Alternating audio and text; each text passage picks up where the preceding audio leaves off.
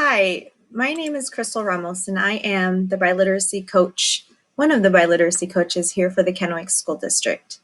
I'm here today to go through with you some information about our programs, our students, and our perspectives in the dual language program for the Kennewick School District. Our agenda today goes as follows. We will be talking about programs that are here for the Kennewick School District for language acquisition. We will look at students as developing bilinguals. We will talk about the monolingual and multilingual perspective and look at the biliteracy trajectory to assess kids on both sides in English and in Spanish.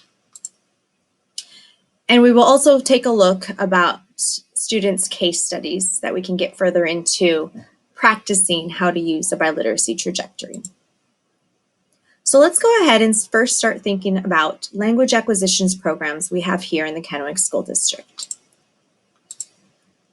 The language acquisition programs we have here are the two-way dual language program, and the two-way dual language program happens at Fuerza Elementary School, where kiddos from English-speaking households and Spanish-speaking households and or bilingual-speaking households are in this program. Therefore, that's why it is called a two-way dual language program. We also have the one-way dual language program at Eastgate and Amistad Elementary, and that is one-way means that one group of kiddos are assisting there, and that is our ELs and our simultaneous bilinguals, and also our newcomers as well. And we also have the English language learner pullout, which are for students who are not in the dual language program and are in general education programs that need language acquisition assistance. The information you will see today comes from a resource called the Guiding Principles for Dual Language Education. We're really focusing on our program goal and vision for the Kennewick School District. What you notice is here on the right-hand side, our students are coming in as simultaneous bilinguals. Most of them are coming in from their households as knowing English and Spanish simultaneously. And what that means is that our students are being immersed into Spanish language. Let's say they're going to church in Spanish, and then they're also going to school in English and Spanish, and then going to the movie theaters in English.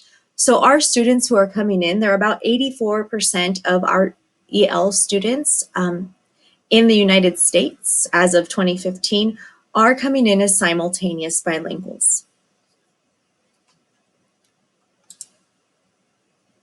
So one of the dual language program goals from the Guiding Principles for Dual Language Education is providing literacy and content instruction to all students through two languages and promoting bilingualism and biliteracy, grade level academic achievement in both languages, and multicultural competence for all students. This is something we followed for the Kennewick School District's dual language vision as well, really focusing on that high, rigorous, interactive content, literacy, and language instruction for all students to learn English and Spanish to promote bilingualism, biliteracy, and multiculturalism. So when looking at defining language acquisition programs, this is a great demonstration of what we could see. So thinking of our two-way, our dual language programs are the umbrella of our language acquisition programs. Let's define it that way. We have our acquisition programs here on the left. We have dual language, which is our two-way, and our one-way programs. We have developmental biliteracy, and also we have maintenance bilingual. So when looking at dual language, an umbrella term is used in the field of language acquisition for the programs whose goal is bilingualism, biliteracy, high academic achievements in both languages, and multicultural competence.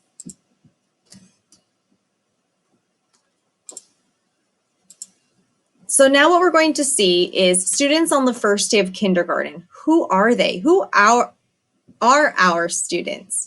And how can we support our students within these language acquisition programs? So we're first going to look at, I'm going to move my head over here.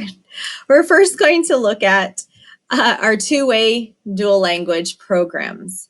Now, since the goal is bilingualism, being biliterate in both English and Spanish, the students that come entering our program in a two-way program are as followed. We have our sequential monolingual students. Those kiddos are newcomers who were born outside of the country and coming to the United States for the first time. We also have our English entering students who come from a background of English speaking background, which are blue faces. So those are the kiddos that go into the two-way immersion program. And then some students, when we think about this, we think of some students are sequential bilinguals, right? If they first started with English only in their household, they haven't touched Spanish, they are sequential. They start here and they're going to build on a new language. This is sequential bilingualism. Our sequential bilinguals then become developing bilinguals. And what that means is they're building on their language and adding another language, and soon to become developing bilinguals and then simultaneously becoming bilinguals. We also have our green students, which are, again, sequential bilinguals. They're learning Spanish first and then adding English. And the end goal, again, would be developing bilinguals. And again, our newcomers are our students who were born in another country, another Spanish-speaking country, and then came to the States for dual language education or REL education. And the goal, again, is bilingualism, right? English and Spanish. But who's missing in this program? That we have, again, 84% as of 2015 of our students that are represented. We have our stripy kids or our teal-faced kids. And what that means is our majority of ELs are simultaneous bilinguals. That means if they are speaking Spanish to their grandmother at home, but they're going to the movie theaters in English. They are going to the laundromat in Espanol, in Spanish, and then they're going to Chuck E. Cheese in English. The majority of our students are simultaneous bilinguals. They are being immersed in both languages. And because they're being immersed in both languages, then with a rigorous biliteracy instruction, they will then become simultaneous bilinguals. They're developing bilinguals. And to think that just because we say that they are simultaneous bilinguals doesn't mean that they're going to be balanced. For example, myself, I am still a developing bilingual. I was born a simultaneous bilingual because my parents would speak to me in Spanish and I would go to school in English, but that doesn't mean I'm balanced by any means. So looking a little of some research, in 2009, what we saw was 75% of students who qualified as ELs in pre-K through 5th grade in the US were born here. So again, those are our simultaneous bilinguals. And that was in 2009. In 2015, it grew to 82%, and it is continuously growing. So we have to think of our practices as changing because our students are changing. This is the graph that demonstrates from pre-K to 5th grade. And so we have a small amount here in the Kennewick School District, a small amount of newcomers. And again, newcomers, The definition of that would be really saying that they were not born here. They're immersed only in the Spanish language, sequential bilinguals, and adding on another language to their repertoire. So when we think of what is the L1 of these simultaneous bilinguals, we have to say, definitely, we have to say their L1 is bilingualism. Their L1 is learning Spanish and English simultaneously. Again, one not being balanced more than the other. It's just the constant understanding of L1 does for our simultaneous bilinguals. We can't choose. We can't say, pick the Spanish box, pick the English box. They have to have a box that says bilingualism. So in looking at the bilingual identity, thinking of Spanish dominant native language, first language, L1, Spanish speaker, and English speaker, this is where we really limit our view of our students' linguistic development. And what does that mean? If I were to say, Paulo, I want you to tell me these three colors in Spanish, or these 6 colors in Spanish. He's able to give me 3. Then I give them an English test with English colors, the words in English for colors, and he gives me 3 different colors. If I only looked at him through one lens, it would show that he's low. But when I look at him through the both lenses of English and Spanish, wow, he's able to identify 6 out of the 6, but within 2 different languages. So being really cognizant of the looking at Spanish and English side by side is very important to make sure that we're looking at them through a full view of language proficiency. So while some students enter our school as monolinguals and become sequential bilinguals, remember? So let's look. So we have our Spanish-speaking newcomer who was born outside of the States. And we have our English speaker who just started kindergarten in a dual language program where all they speak is Spanish or English. Look what happens on day 2 of the program. And our other students are definitely our majority simultaneous bilinguals. So if we look at this, look what happens after the first day of dual language.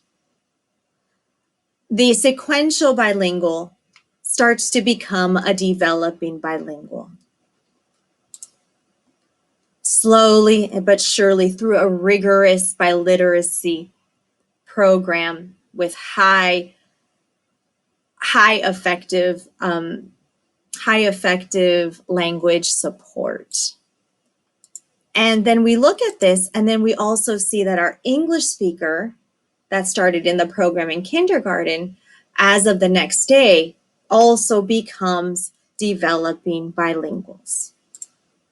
So all students involved in biliteracy then become developing bilinguals. So this is why we can no longer say, let's make a box and say these are English speakers, these are Spanish speakers. As of day 2 of the dual language program, they are now developing bilinguals. Therefore, their bilingual identity has changed.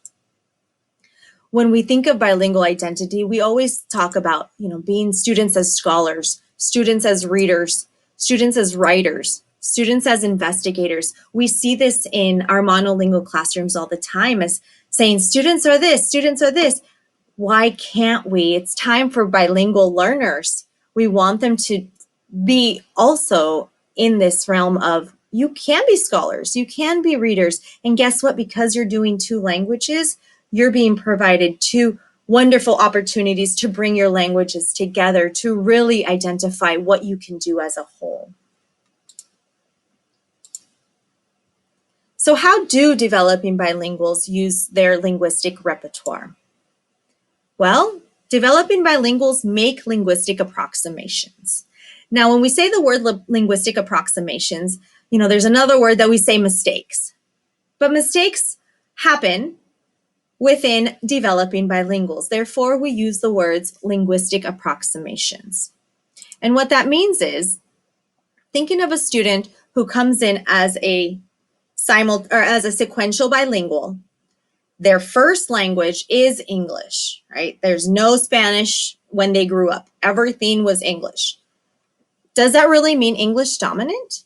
So let's look at this. So you hear the sentence, within a kindergarten, again, kindergarten, first day of school, all English. And then think about their developing bilingualism as they go through the program. This is what they would say. I want to go to the house of Lucia tomorrow. Wow, look at that. They're changing some of the syntax of the sentence because they're learning in Spanish and in English. So therefore, they're going to have these linguistic approximations within their language. And it's okay because it is normal for developing bilinguals to have these linguistic approximations. What about this one? We are resting.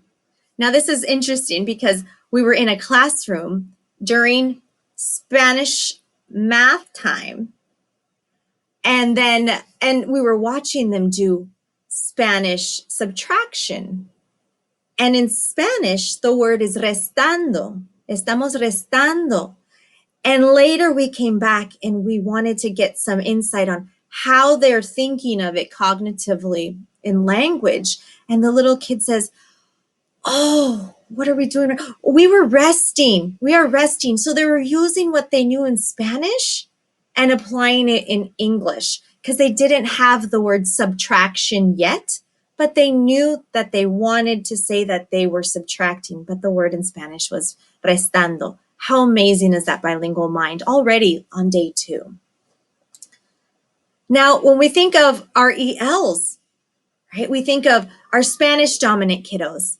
Now, again, L1 for Spanish means that they are newcomers. They just came into the program or they just came into the States and they're building another language on top of another language. So we need to think of this also. And it causes a lot of anxiety, a lot of mind shifting of what L1 truly means as far as our developing bilinguals. So thinking, let's see if you've heard this before. Maestra, él me puchó. Wow. Some might say, oh my, this kid does not know any Spanish. Look at his word. He said puchó, and that is not the academic language. But guess what? He's doing something so amazing. He's using his Spanish and his English together to create a word. He knows the word push in English, and he knows how to conjugate it in Spanish. Empujó. Wow. So he's taking what he knows in both and then putting them together. What about this one? El perro estaba barqueando toda la noche. Look at that beautiful sentence structure. The verb, the subject, the predicate, everything is there. It's such an amazing sentence. And then the student was like, I know the word barking. I know bark in English. And I know the ing in Spanish. Well, let's put it together because that's what I know right now. And how wonderful to celebrate these linguistic approximations with your students and not thinking of it as a deficit. And the last one, maestra, I'm planching. In Spanish, the word planchar means to iron. So the student was definitely taking what they know in both languages and applying their understanding. So when looking at this, who else are we missing? We have students that are already bilingual that go into the program that are learning another language. And this again is students upon entrance in kindergarten. Now, what happens after a few months? They all are now developing bilinguals. Now, why choose dual language schooling? We think this is, according to the research, right? We say that all groups of dual language students score higher in academic tests. Students in dual language programs score higher on state and national tests than others who are attending any type of other program. So thinking of this, right, they outscore the comparison group's peers, not in dual language, which also include English learners, native English speakers, Latinos, Caucasian Americans, Asian Americans. This is all dual language groups can be this. How amazing. We have students of low-income backgrounds, students identified as qualifying for title, and students with special education needs. All dual language groups outscore their comparison group's peers. That include this slide here. It's so amazing that everyone has this opportunity. Going back now to some research with Thomas and Collier, right? Really focusing on, these are some of the texts that are provided, and especially the fourth one really talks about middle school and high school, and really focusing on moving towards biliteracy for English and Spanish every day. So thinking of our research connection, it's being bilingual physically changes your mind. The neuroplasticity is real. It really happens. Your brain does really move to be bilingual. So there are some brain benefits in addition to social benefits to being bilingual. So looking at the research, bilingual children know fewer words in each language compared to monolinguals, right? Bilingual adults have slower reaction time to naming pictures. Then bilingual of all ages demonstrate better executive control than monolinguals. And this is the amazing thing. Onset of dementia in bilinguals is an average of 5 years later than in monolinguals. So we always think of this like my kiddos, you know, if they know one word in Spanish at home, and they're like, oh, how do I say this in English? And they're English speakers as well, but they always revert back to the Spanish word there that they know, and then we have to transfer that into the other language. So now looking at our one-way immersion program that we have here in the Kennewick School District. And our one-way programs, again, are here in Eastgate and at Amistad Elementary. And one-way means students upon entrance at kinder, we have our newcomers who come into the program, come into the States, because our newcomers were born in a different country, Spanish-speaking country. So they are sequential bilinguals. They only know Spanish and then are building English as they go. And then we also have our 84% of our simultaneous bilinguals who were born here in the United States and speak English and Spanish simultaneously since they were born. And again, what is the goal? The goal of the program is bilingualism, biliterate, and multiculturalism, the same as the two-way program we have at Fuerza Elementary. Look at all those beautiful teal faces. Now, students in later grades, what happens is they are all developing bilinguals. Therefore, everyone should work together because of that same goal. You will have a couple of kiddos who come in later in the program who are sequential bilinguals, who are coming from a different Spanish-speaking country. Therefore, our newcomers would go into the programs. Now, when we think of teaching for biliteracy, and this happens, it can happen in an 80-20 program of language allocation, and those programs are 80% of the instruction is happening in Spanish and 20% of the instruction is happening in English, and then it tiers down all the way to get to 50-50.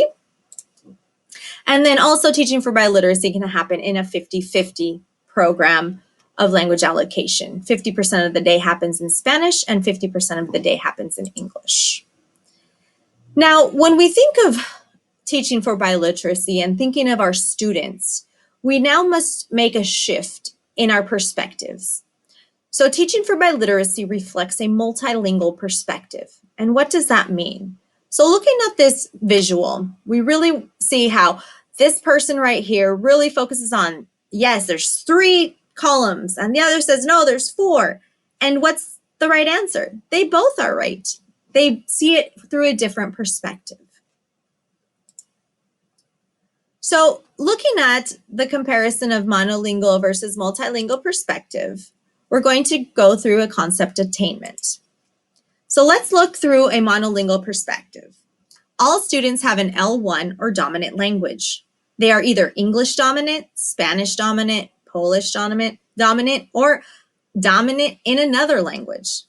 Now, when we think of the shift of our students and thinking who our students were, right, in the prior slides and who they are in the Kennewick School Districts, that mind shift needs to change.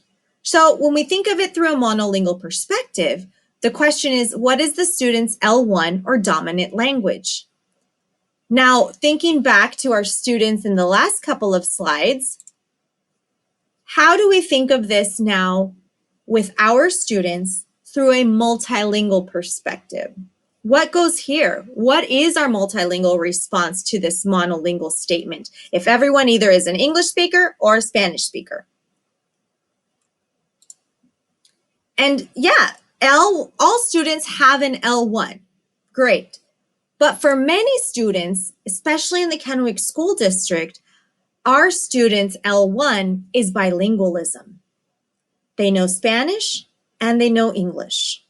And again, not balanced, but they know both. And they're simultaneously learning both as from birth.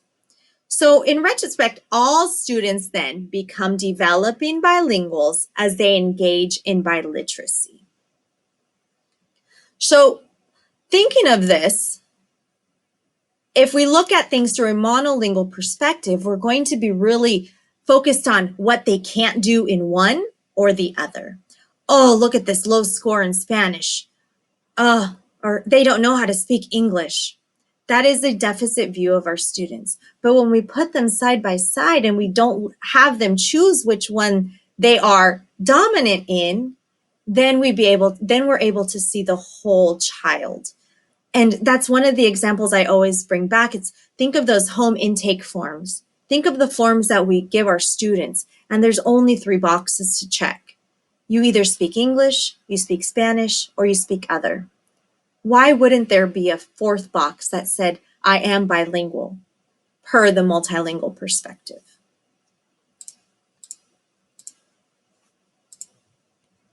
So how does the student use their full linguistic repertoire? And how is language used in their communities? Because we talked about, think of everything surrounding them, especially with our simultaneous bilinguals that are immersed in English and Spanish every day. Well, let's look at this example. Los expertos en delivery. Even Domino's does this, where they're taking the community language and adding it into their own. And guess what? Now we have English and Spanish simultaneously happening. So thinking of our students, if they're immersed in this, this is what they're living in. And it's beautiful. What about this one? Monica's bridal and quince. So yeah, bridal and doing quinceañeras. Wonderful. And again, language is used in their communities, which then students are using as well. I love this one. La lavandería más grande de Elgin. Parking a la izquierda. So notice how students use what they have in their community to build their own linguistic repertoire.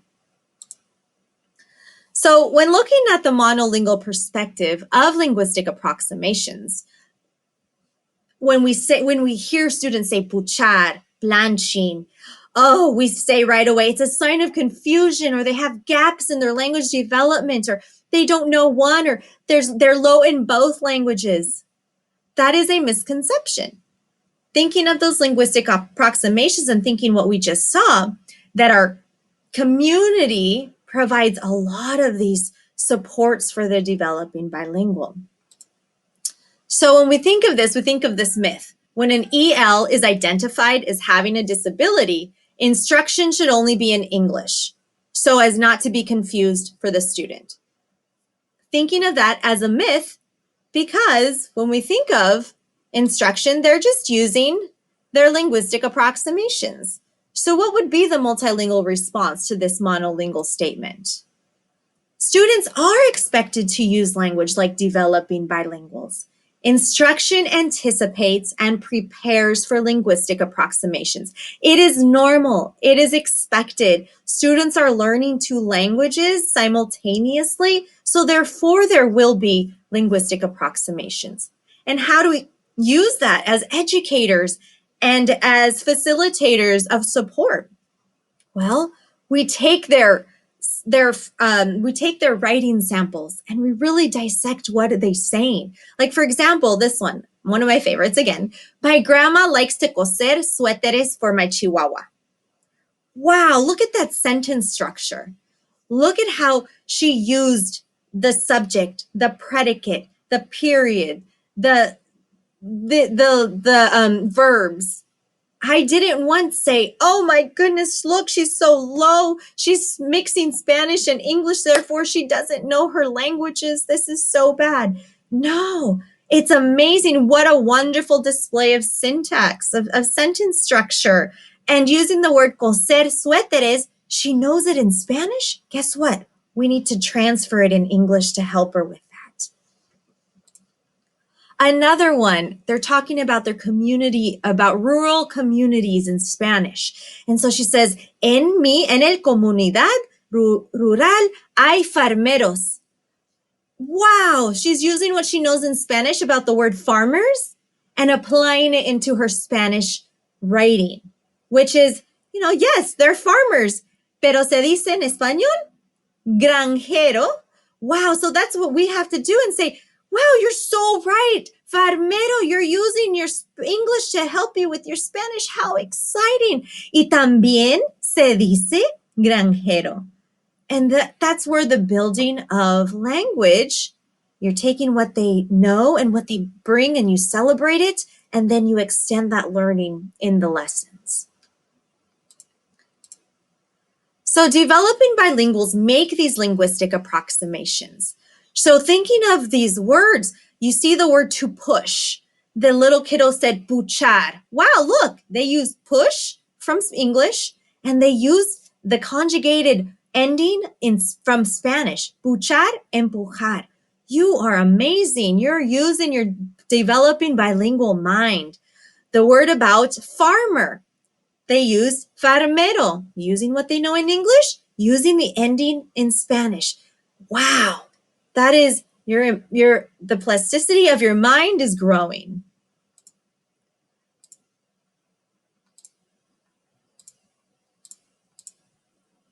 So what biliteracy strategies are we using to support students' development in both academic languages or across both languages? What are we doing? So we think if this is the goal, this is bilingualism, right? We're Spanish, English, we come together to build our TEAL, which is Spanish and English acquisition, bilingualism, biliteracy, multiculturalism. If this is the goal, then why do we teach students as if they were still English speakers or Spanish speakers? That's the question. If we teach for biliteracy, we're supporting our developing bilinguals. Therefore, when we assess, therefore, when we document students, therefore, when we look for services and supports, we have to acknowledge our students are developing bilinguals. Therefore, they're L1. Most of them will be simultaneous. Most of them will be simultaneous bilinguals, and their L1 is bilingualism.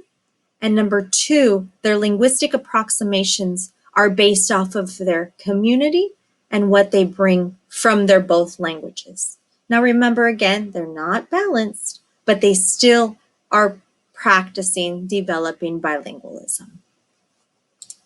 So looking at myth 2, when an EL is identified as having a disability, Instruction should only be in English so it doesn't confuse the student. So going back to that monolingual perspective, now looking at it through a multilingual perspective, Genesee, Paradis, and Craigo say children with speech, language, or learning impairment can become fully bilingual. Using their developing bilingualism can help students make better progress in those languages within a biliteracy trajectory. So let's look at the third perspective of monolingualism. Programs teach literacy in one language and transition once monoliteracy has been established. So in what language? So let's look at the myth. If we label an EL as a learning disabled, at least he will get some help. Have you heard this before? So our friend Escamilla in 2014 really looked at teaching emerging bilinguals, students to read in Spanish as well as in English, promotes both biliteracy and higher levels of reading achievement in English. English literacy is not delayed while children are learning to read and write in Spanish. It's unnecessary to cease Spanish literacy instruction once children reach a certain level in Spanish. So wanting to be bilingual and thinking of our KSD vision of becoming bilingual, biliterate, multicultural from kindergarten all the way to the end of 8th grade is our vision, and it's also our pedagogy. So really focusing on biliteracy development shifts that debate from language of instruction to the quality of instruction. So looking at biliteracy programs, they follow the same schedules, they use the same units of instruction, follow the same curriculum scope and sequence as monoliteracy. This is through the monolingual perspective. What would go here? What is the multilingual response to this monolingual statement? Well, because the goal of teaching for biliteracy is different than the goal of teaching for monoliteracy, schedules of instruction, curriculum, scope, and sequence looks different. Monolingual is teaching one language, multilingual, biliteracy is teaching two languages simultaneously. So therefore, biliteracy programs develop biliteracy schedules, develop biliteracy units of instruction, which are called BOOFs, biliteracy unit framework, and are standards-based biliteracy curriculum maps that you see right behind me.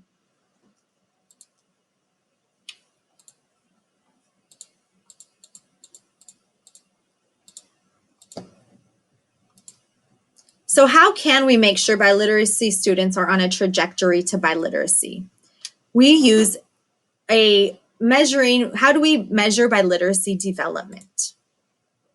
So these are a couple of resources that we have been using as far as biliteracy from the start, and then Kathy Escamilla's work, and then also El Español de los Estados Unidos. Ana Maria Escobar and Dr. Kim Patowski these are wonderful resources to endeavor in. So thinking back to our myth, if we label an EL as learning disabled, at least he'll get some help. So thinking of this, studies have shown that Hispanic students who are classified as learning disabled performed at a lower level after 3 years of special education placement. SPED interventions tend to target a narrow selection of skills to enable mastery, and discrete skills are often practiced out of context. Interventions often use reading materials which controlled phonics and vocabulary, which reduces that meaningfulness of the text. This constricts language usage and makes it more difficult for ELs to understand and retain information. Research shows that students, all EL students, probably all students, right? Our EL students understand and comprehend better within a meaningful frame, a meaningful context, not isolated skills. So with that being said, we really look at the bridge. Now the bridge has two purposes to help support our developing bilinguals. The first purpose is the transfer. So taking what they know in one language and bridging it to the other. The second purpose is that contrastive analysis. Now, really looking how Spanish and English side by side are similar and how they are different.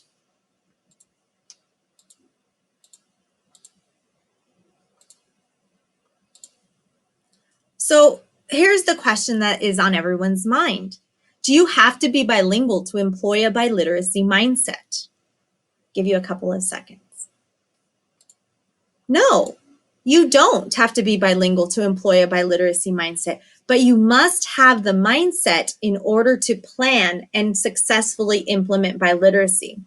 You do not have to be bilingual to employ a biliteracy mindset to look at students as a whole and identify students' strengths in both languages in order to help support their instruction, help support their learning progress, to help support what they need. So the one thing I would like for you to remember about the multilingual mindset when we evaluate and serve our students is thinking of making decisions using that multilingual mindset. How do we look at our students who are being brought to us and say, we need to figure out a plan for our student. What can we do? It goes away from one, we're moving the assessment towards now biliteracy instead of monoliteracy. So here's the next myth. We have to wait 5 to 7 years for ELs to develop their English language skills before we can rule out language as a cause for student difficulty. How many times have we heard this one? Of course, right? Our biliteracy supports here for the Kennewick School Districts is so amazing and so important because what we offer is our dual language and teaching for biliteracy K through 8th grade in Spanish and in English. We really look at the supports of moving towards biliteracy assessments and looking at our students side by side. What's happening in one language could also be happening in the other language. So without the side by side, that would be hard to really then think of a deficit point of view of our students. That's why we need to think of it as a side by side model. Our support is always oracy before literacy, providing students the practice of the language that is going to be used throughout the unit in order to support their understanding of the content within the meaningful frame. The meaningful context is integrated within a balanced literacy approach, thinking of social studies in English and Spanish and Spanish language arts and science, and social studies integrated with English language arts if they are in grades 3 through 5. We really look at incorporating our supports plus our strategies, which equal the scaffolds for our students, and then the gradual release of responsibilities. I do, we do, you do, pair do. And that is part of our biliteracy pedagogy here in the Kennewick School District's dual language program. So in thinking of all of these concepts, thinking of that multilingual perspective, thinking about our students and making those linguistic approximations and how our students are developing bilinguals because they come in mostly simultaneous bilinguals. We really need to rethink assessment and interventions. So looking at the creation and targeted literacy zones, we are using both results to set instructional expectations across languages. So this is last year's end of the year benchmarks, but we wanted to give homage to where it came from. It came from Kathy Escamilla's work for the scaffold to biliteracy targeted zones. Therefore, the Spanish and English reading achievements should closely parallel to one another, but they'll never be on the same, again, balanced, right? We really are looking at the projection of where students are in Spanish and where students are in English. And a wonderful thing that we recognized is our students here in the Kennewick School District's dual language programs are changing our norms, are changing our zones. Therefore, we must change with them. And so what's been really nice is taking this biliteracy zone template and then creating it for a normed KSD dual language student, which our team has done, and the live link will be provided for you for the updated version on this webinar as well.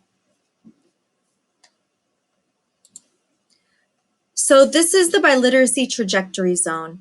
And the way that we look at this is we're really focused on what the students are doing, what the students' outcomes are for the DRA, which is the developmental reading assessment, and it focuses on the Common Core State Standards and really focuses on fluency, comprehension, writing, reading, and then also looking at the EDL, which is the Spanish version of the DRA that focuses on more of the syllables, really a la Spanish, how Spanish works instruction.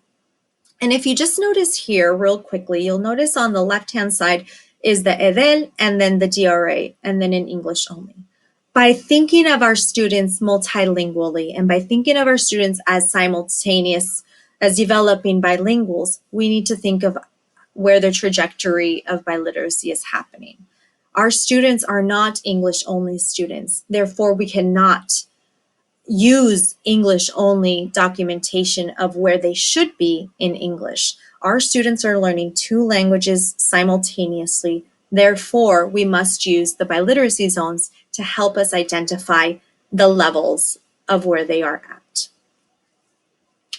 So let's look at an example real quickly. So we have a couple of students who are here in 5th grade, 4th grade, 3rd grade, and 1st grade. And these were the year before scores. So just bear with me. And we noticed that 5th graders, there's a score of the DRA that's in 3rd grade, or that's reading at a level 34 and an EDEL 38. Some might be really worried because, oh my goodness, their English score is four levels lower than their Spanish score. What are we going to do? Oh no. And when we think about this, remember, we think that our students are developing bilinguals, therefore they're not going to be balanced. And thinking of how much literacy they have in Spanish and comprehension and retelling and writing only promotes more transference into the English language. They know how to read. They know how to write. They just need now transference. And if we look at the kiddo who is a 5th grader who is a level 50 in EDEL in Spanish and a level 12 in DRA, that might raise some red flags. It might say, oh no, something's not right. Look at this. But wow, he's reading at a 7th grade Spanish level that demonstrates comprehension, syntax, grammar, pragmatics, all of those pieces of language in Espanol. And he just needs transference and practice in the English language because he knows how to read. He knows how to write. He just needs the transference. Let's look at the 1st grader, a level 10 in Spanish and a level 3 in English. The same rules apply, really identifying what they're doing in both languages side by side to give us the visual of the whole child. If I were to only give you the DRA scores, we would have different conversations. We would say, wow, look how low these children are. Oh my goodness, they're nowhere near where it says English only students are. Something's not right. But then when we put the EDEL, their Spanish equivalents, their Spanish assessment side by side, then you can visually see the whole student and identify, wow, we have amazing readers. We have amazing students here. We just need to start looking at how biliteracy strategies can help transfer that knowledge from one to the other.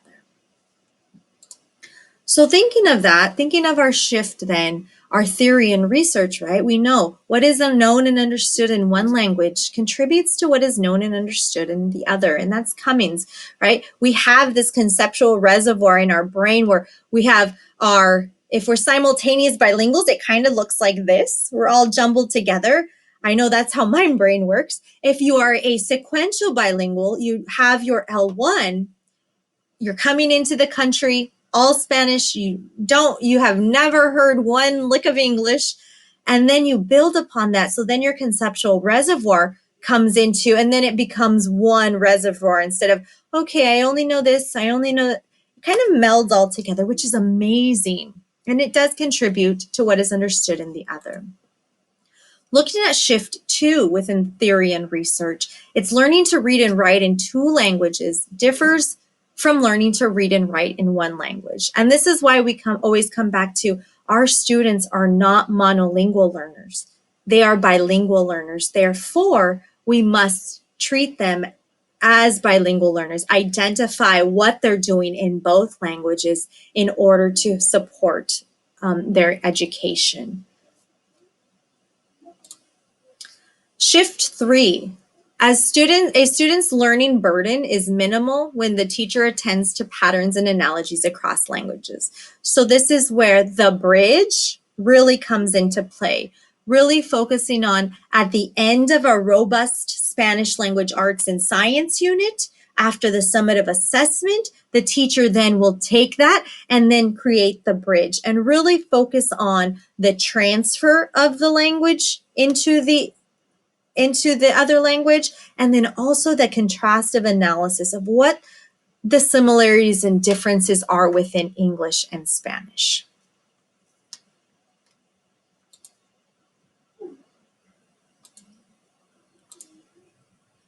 So there are a couple of slides here that you will be able to go through on your own that really looks at the trajectory. Now, this is our last year's trajectory. Again, it's not our new trajectory is normed now for our dual language students here in the Kennewick School District. So this is an old version. So please use the new version that will be linked to this PowerPoint for your practice. So a great thing with this is you will be able to practice on your own using the biliteracy trajectory. So I have provided you some examples, some reading levels of the reading level in English, the reading level in Spanish, and you get to then identify, are they within the biliteracy zones? What does it mean when one is higher than the other? We talked a little bit about that. What is happening with, Ashley, if she's a level 14 in English and a level 30 in Spanish? Is she within the trajectory zone? And then what do we do after that? If we notice that our students are doing an amazing job in one or the other, more than likely, it's going to be practicing the transference and really identifying what they bring as a whole student rather than one or the other. So you will get to go ahead and look at some of these samples on your own. And then we're also having to identify, well, what more information do we need? What are some things that we need to consider? So looking at the biliteracy zones, using this table in front of you, it's really identifying if they are within certain ranges of the trajectory, they're okay. We don't have to worry. We're really focusing on the transference, and that's where teachers come into play, is that transference and the contrastive analysis. When we start to worry is we really look at students who are performing far below grade level, which is 2 years or more, on the EDEL, the Spanish side, and the DRA, the English side, and that don't fall in within the biliteracy zone trajectory. Those are a lot of ands. So therefore, those students would need some extra support that happens in the classroom. And then we'd be able to talk more about what other supports would this student need. So going back to our last myth, we really have to wait 5 to 7 years for ELs to develop their English language skills before we can rule out language as a cause for students' difficulty. The myth is a myth. This timeline suggested by Cummins was meant to give teachers a sense of how much to expect students to learn through a language that was not fully yet developed. If a student truly has that intrinsic difficulty that exists in all the students' languages and most of its contexts, the sooner these exceptionalities are identified and supported, the better opportunity the student has to be successful in school. So the identification should not serve the purpose of getting extra help. We need to provide the right kind of help. Not getting extra help, we need to provide the right kind of help. And what are some of those help options? Effective EL instructional practices are the first line of defense. Really looking at interventions as the second line of defense. Teacher-led small groups in the classroom, school-wide targeted interventions, effective learning teachers, the interventions that are connected to what is happening in the classroom, not isolated skills that do not promote enough practice of the language for our EL students. Thinking of consistent, effective instructional models for our ELs and our developing bilinguals, we have our dual language programs here in the Kennewick School District. We have our one-way dual language program, our two-way dual language program. We focus on a teaching for biliteracy model and our biliteracy pedagogy. We also incorporate our GLAD strategies, and we have our instructional coaching for myself and my colleague Blanca Harvey, are the biliteracy coaches for the dual language program. So in getting close to our closure, we wanted to share the biliteracy pedagogy with you. And reading this, we really want to emphasize that the goal of biliteracy instruction is for students to learn effective, comprehensible reading and writing strategies in both Spanish and English daily, with the use of that intentional bridging to achieve biliteracy proficiency. So according to 2007 Watkins and Kritsonis, is that integrated units allow the students the opportunity for this. Therefore, we work with biliteracy unit frameworks that are standards-based, that are content-driven to integrate reading and writing and word study. We believe, of course, in that gradual release of responsibility, such as the I do, we do, pair do, and you do approach within that meaningful context. And then standards-based balanced biliteracy instructional models, focusing on whole group, small group interventions based on those strong oracy and background knowledge and having the connection from what they're doing in the classroom to interventions. The sensory graphic interactive supports that can be used with our students and should be used with all students are really looking at sensory graphic interactives, making sure that we have one of each within our lessons and within our activities that we provide for our students. And to close it off, we're looking at developing bilingual supports. Teaching for biliteracy and dual language. We really emphasize the essentials for teaching for biliteracy and the 4 guidelines to teach for biliteracy. And they are: all students receive literacy instruction in both languages every day, beginning at entry into the program. Each language arts focuses on different standards, not the same standards simultaneously ever. They're together for differentiated but not separate instruction. Now, this would be a support for educators who might need to have a student get taken out. Remember, whole group is sacred, so therefore we must value when we're taking our students. Our whole group is sacred, therefore they stay together and they're not in there for separate, they do not have separate instruction. This is where the scaffolds, this is where the supports, this is where that understanding of the biliteracy trajectory, how else can I support without pulling them out and causing the language block to be broken up. For example, if you have a student who is in Spanish language arts and science time, to get pulled out to learn English is not the best move. So therefore, we need to think of that as a whole, and how can we now think of scheduling? Again, that is one of the multilingual perspectives, right? Now, scheduling has to reflect our students. Content is taught in one language only at each grade level, and this is our content and language allocation plan. And content and literacy are integrated always. So within a meaningful frame, we have social studies integrated with language arts, and then we also have science integrated with language arts. Depending on the grade level, one would be Spanish language arts and English language arts simultaneously happening every day, as for the first guideline of our bilingual supports.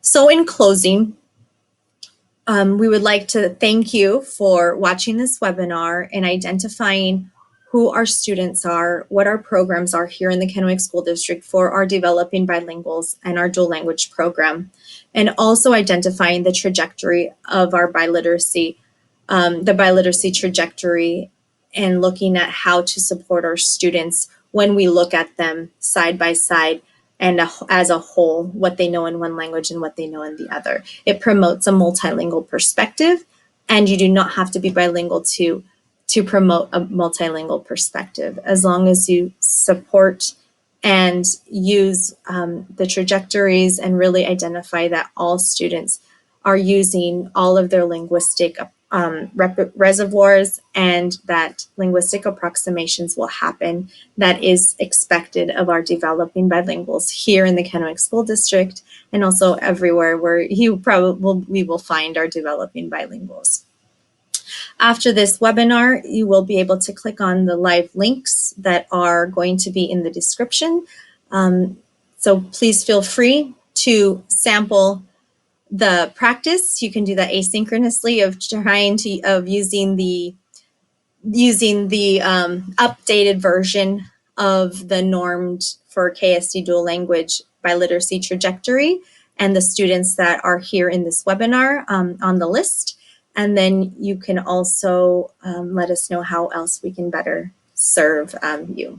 So thank you again. My name is Crystal Ramos, and it was a pleasure to give you information on our dual language students and supports here for the Kennewick School District.